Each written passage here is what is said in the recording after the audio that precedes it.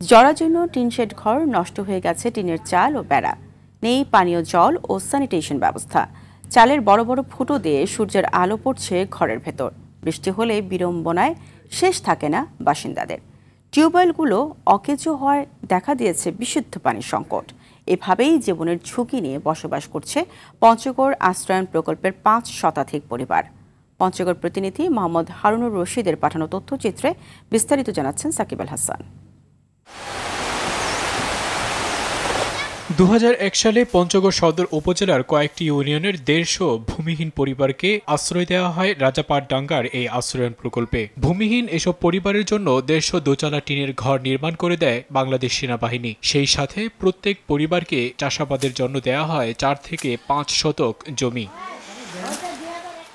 সংস্কারের অভাবে নানা সংকট ও স্বাস্থ্য ঝুঁকি নিয়ে বর্তমানে এখানে বাস করছে ৫ শতাধিক বাসিন্দা। বৃষ্টি এলেই বেড়ে যায় দুর্ভোগ।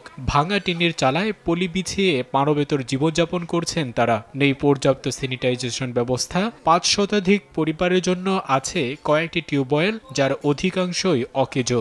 ৪ গুণ শক্তিশালী এনজাইম ও অধিক ফেনা সমৃদ্ধ অরিক্স সিলভার ওয়াশ মাত্র ৭০ টাকায়।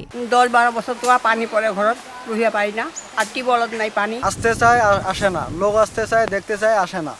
এইভাবে বহুত লোক আসে এভাবে আমাদেরকে ভিডিও করে দেয়। নষ্ট হয়ে গেছে, পানি নাই, টিউবওয়েল নাই, ল্যাট্রিন নাই, খুব সমস্যা আছি আমরা।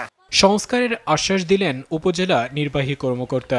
মেরামতের জন্য ইতিপূর্বে আমরা চাহিদা পাঠানো হয়েছিল, কিন্তু আমরা সংশ্লিষ্ট দপ্তর থেকে বরাদ্দ পাই নাই।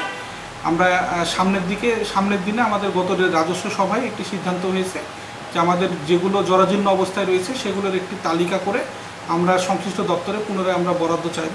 রাজাপাড়ডাঙ্গার এই আশ্রয়ণ প্রকল্পে একটি করে ঘর ও স্যানিটাইজেশনের ব্যবস্থা করে দেওয়া হলে উপকৃত হবেন প্রকল্পের হাজারো নারী পুরুষ ও শতাধিক শিশু। সাকিব আল হাসান, RTV।